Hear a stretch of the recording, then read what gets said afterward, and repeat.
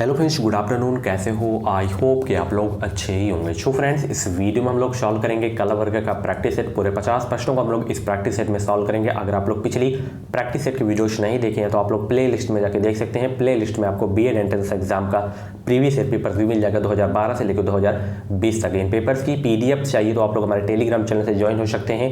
Telegram channel का जो नाम है एजुकेशन मिसाइल, 3000 प्लस सब्सक्राइबर आप लोग जाके फॉलो कर सकते हैं। इस वीडियो के डिस्क्रिप्शन बॉक्स में मैं उसकी लिंक दे दिया हूं, आप लोग लिंक के माध्यम से ज्वाइन हो सकते हैं टेलीग्राम चैनल से। फ्रेंड्स, मैं आपको बता दूं, अगर आपको 2021 में बीएड करना है तो आप लोग इस चैनल से जुड़िए। इस चैनल को सब्सक्राइब करके बगल में बेल आइकन को ऑल पर प्रेस कर लीजिएगा। इस चैनल के माध्यम से आपको निश्चित ही मदद मिलेगी। तो आज का जो पहला क्वेश्चन है आपकी स्क्रीन पे है, आर्थिक दृष्टि से सर्वाधिक विकसित प्राकृतिक प्रदेश कौन सा है?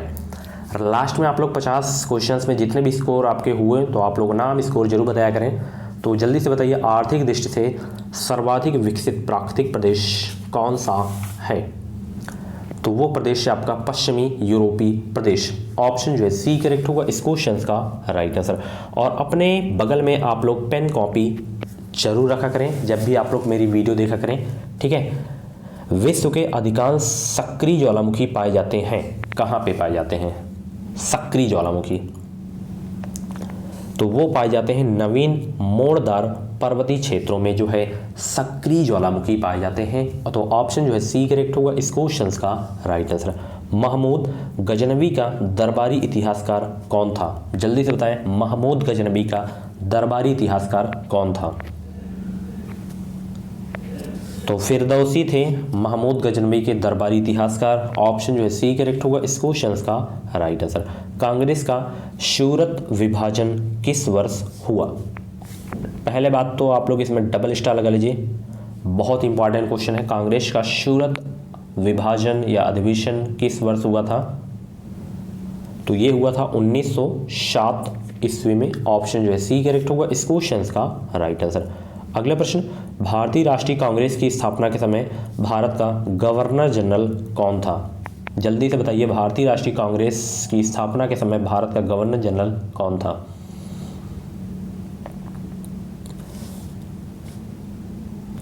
तो जल्दी से बताएं, भारत का गवर्नर जनरल कौन था राष्ट्रीय कांग्रेस की स्थापना के समय? Lord Ripon, Lord Chelmsford, Lord Curzon. तो ऑप्शन जो डी करेक्ट होगा इनमें से कोई नहीं, यानी कि इनमें से कोई नहीं है। लॉर्ड जो है आपके डॉफरिन जो थे भारत के गवर्नर जनरल थे जब राष्ट्रीय कांग्रेस की स्थापना हुई थी, ठीक। महात्मा गांधी ने वर्ष 1930 में सविनय अवज्ञा आंदोलन का प्रारंभ किया था, कहाँ से? डबल स्टार लगा लीजिएगा। सविनय अवज्ञा आंदोलन का आरंभ कहाँ से किए थे?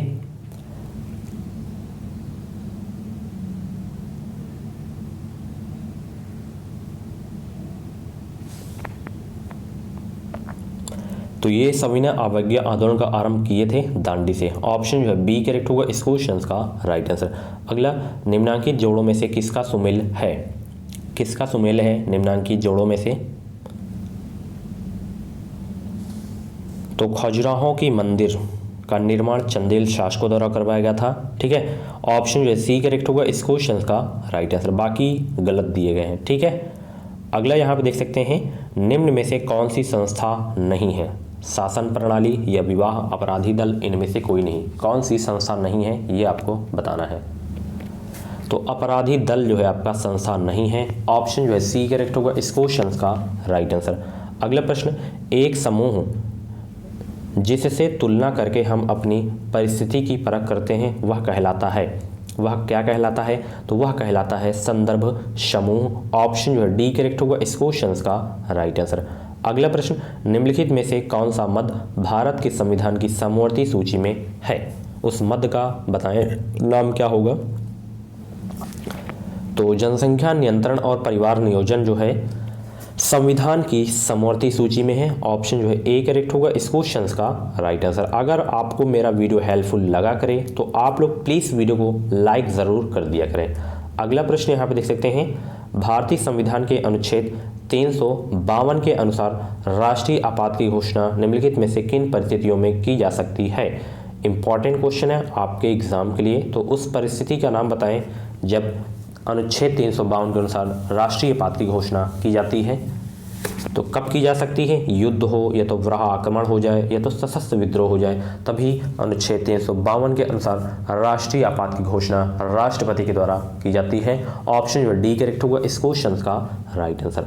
अगला प्रश्न, सर्वसम्मति से निर्वाचित भारत के राष्ट्रपति थे। सर्वसम्मति से निर्वाचित भारत के राष्ट्रपति थे, तो वो थे एन संजीव रेड्डी। ऑप्शन जो है सी करेक्ट होगा इस क्वेश्चन का राइट आंसर। अगला प्रश्न, निम्नलिखित में से किन में बहुपति विवाह की प्रथा प्रचलित है? नायरों में, या मुंडाओं में, संथलों में, कोंड में? तो किस में प्रचलित है ये प्रचलित है नायरों में बहुपति विवाह की प्रथा। ऑप्शन जो है ए करेक्ट होगा इस क्वेश्चन का राइट आंसर। भारत द्वारा सबसे अधिक विदेशी मुद्रा किस वस्तु के आयात पर व्यय की जाती है? बहुत ही इंपॉर्टेंट क्वेश्चन है।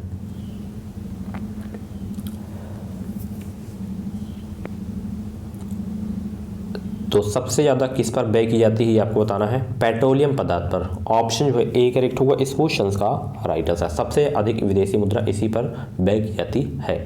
अगला प्रश्न यहाँ पर देख सकते हैं, गौतम बुद्ध ने परिनिर्वाण कहाँ प्राप्त किया था? परिनिर्वाण जो कि मतलब बोलते हैं मृत्यु, तो कुशीनगर में इनका जो है परिनिर्वाण प्राप्त हुआ था। ऑप्शन जो है सी करेक्ट होगा इस क्वेश्चन का राइट आंसर। इनका जो जन्म हुआ था लुम्बिनी में हुआ था, ठीक। बोध गया में इनको ज्ञान की प्राप्ति हुई थी। सारनाथ में ये अपना प्रथम उपदेश दिए थे, और सर्वाधिक उपदेश जो है श्रावस्ती में दिए थे, ये आपको याद रखना है। इनके फर्स्ट टीचर अलार कलाम थे। इनकी फर्स्ट स्टूडेंट कौन थी फीमेल में? तो प्रजापति गौतमी इनकी जो है मौसी थी, जो कि इनका लालन पोषण किए थे, ठीक है। तो ये भी आपको याद रखना है। और ये जो है अपना प्रथम उपदेश किस भाषा में दिए थे? तो पाली भाषा में दिए थे अपना प्रथम उपदेश, ये भी आपको याद रखना है। और इनके बचपन का नाम जो था वो था सिद्धार्थ। अगला प्रश्न, निम्नलिखित में से कौन सी सामाजिक प्रक्रिया नहीं है? तो इसमें संवेदनशीलता जो है आपका सामाजिक प्रक्रिया नहीं है। ऑप्शन जो है डी करेक्ट होगा इस क्वेश्चन का राइट आंसर। भारत के संविधान की प्रस्तावना में निम्नलिखित में से वह शब्द कौन सा है जिसका समावेशन संविधान 42वां संशोधन अधिनियम 1976 के माध्यम से नहीं किया गया है? वह कौन सा शब्द है? तो वह शब्द जो है आपका वो है निष्ठा। ऑप्शन जो है डी करेक्ट होगा इस क्वेश्चन का राइट आंसर। अगला, वर्ष 1946 में गठित आंतरिक कैबिनेट की अध्यक्षता किसने की? तो आंतरिक कैबिनेट की अध्यक्षता किसने की थी 1946 में?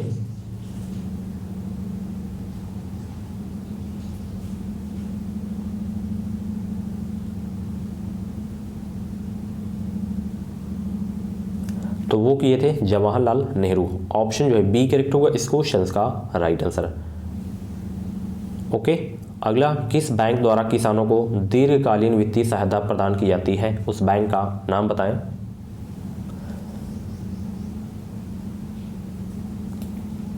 तो वो बैंक है आपका भूमि विकास बैंक। ऑप्शन जो है बी करेक्ट होगा इस क्वेश्चन का राइट आंसर। राज्यपाल की दोहरी भूमिका से आप क्या समझते हैं?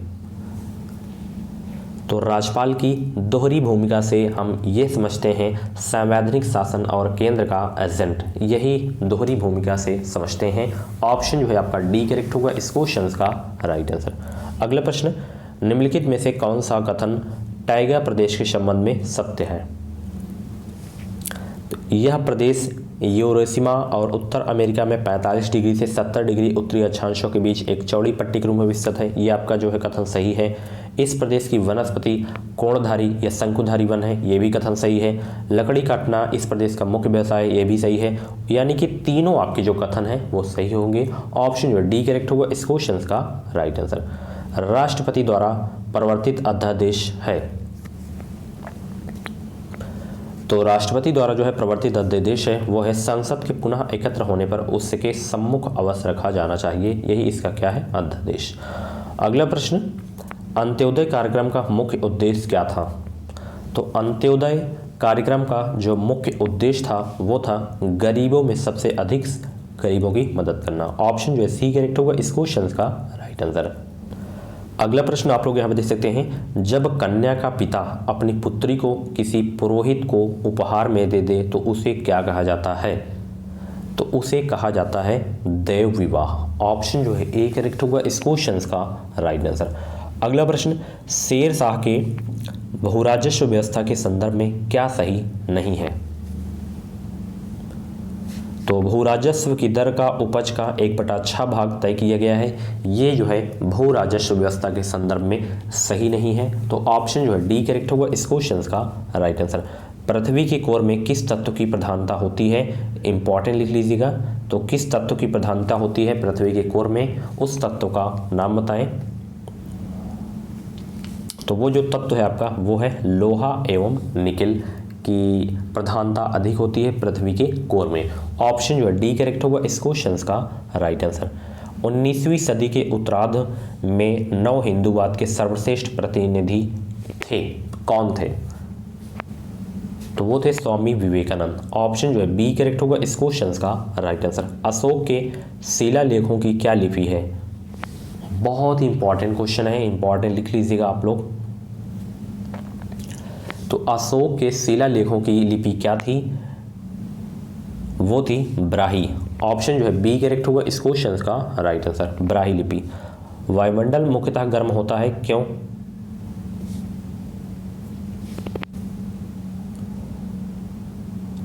तो वायुमंडल मुख्यतः गर्म इसलिए होता है पृथ्वी से विकिरण के द्वारा। ऑप्शन जो है बी करेक्ट होगा इस क्वेश्चन का राइट आंसर। तवा किसकी सहायक नदी है?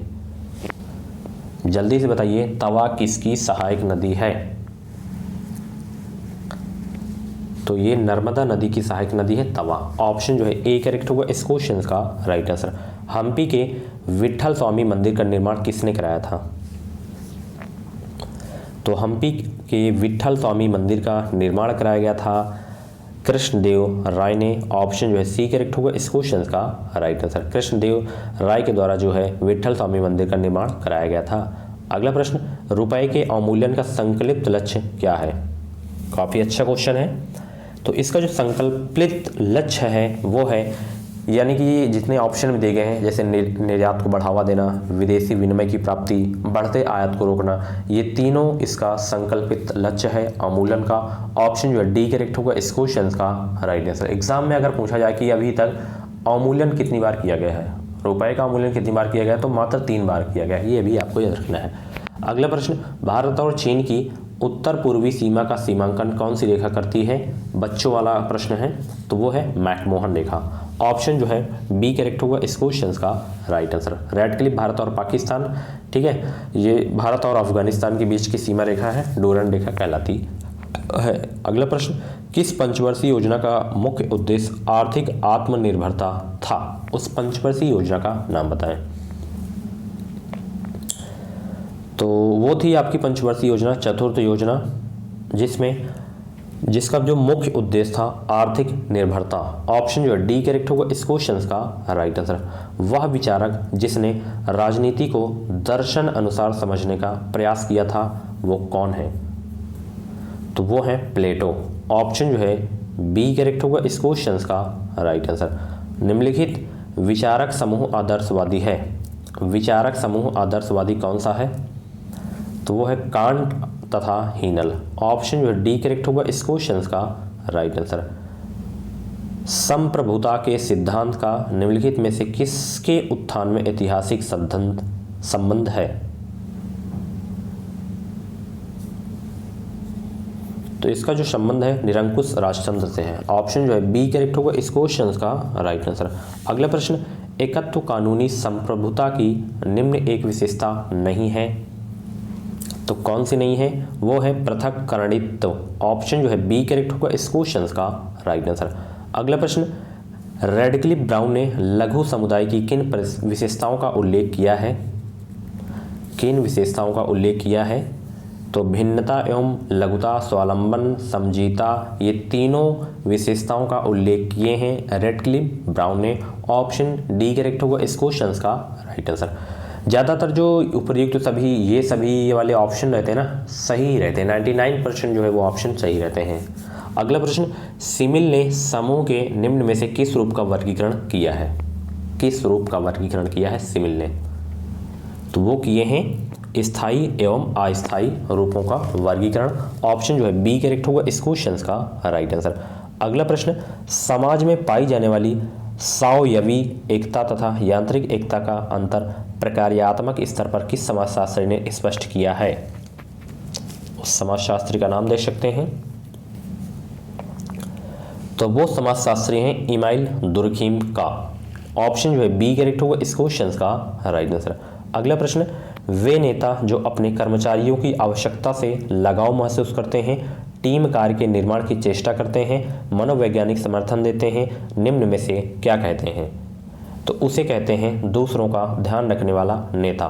बहुत ही अच्छा क्वेश्चन है, ऑप्शन बी करेक्ट होगा इस क्वेश्चन का राइट आंसर। स्नेह पाने की भूख एक तरह का अपर्याप्तता का रोग है, यह उक्ति किसकी है? तो यह जो उक्ति है ये है अब्राहम मैस्लो की। ऑप्शन जो है सी करेक्ट होगा इस क्वेश्चन का राइट आंसर। स्मृति की अवस्थाओं का निम्नलिखित में से कौन सा एक सही क्रम है? तो इसका जो एक सही क्रम है वो होगा कोड, संकेतन, संचयन, पुनः प्रत्याहन। ऑप्शन जो है बी करेक्ट होगा इस क्वेश्चन का राइट आंसर। सृजनात्मक चिंतन के रूप में उद्भवन की प्रक्रिया सम्मिलित होती है, तो इसमें जो सम्मिलित होती है उद्भवन की प्रक्रिया वो है अचेतन चिंतन प्रक्रिया। ऑप्शन जो है सी करेक्ट होगा इस क्वेश्चन का राइट आंसर। राधा कृष्णन के अनुसार जीवन का लक्ष्य क्या है? बहुत ही अच्छा क्वेश्चन है, इंपॉर्टेंट है। राधा कृष्णन के अनुसार जीवन का लक्ष्य क्या है? तो राधा कृष्णन के अनुसार जो जीवन का लक्ष्य है वो है अंतर्दृष्टि। ऑप्शन जो है सी करेक्ट होगा इस क्वेश्चन का राइट आंसर। निम्नलिखित में से कौन सा युग्म सुमेलित नहीं है?